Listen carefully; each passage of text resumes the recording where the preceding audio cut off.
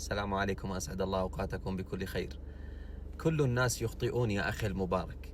النبي صلى الله عليه وسلم يقول كل بني آدم خطأ.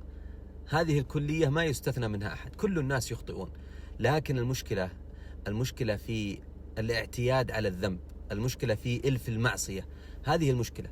فأنت احذر أنك تعتاد على المعصية، احذر أنك تألفها، احذر أنك تمارس المعصية وأنت لا تخاف من الله أو ما تراقب الله سبحانه وتعالى، أو ترى أن هذه المعصية هينة وسهلة. هذه هي المشكلة.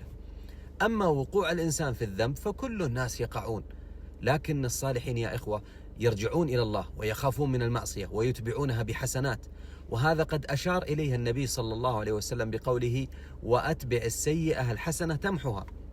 فأنت إذا فعلت معصية أتبعها بحسنة، أتبعها بتوبة، أتبعها بعمل صالح، حتى لا تألف النفس المعصية ولا يعتاد القلب على فعل الذنب، وهذه هي الكارثة.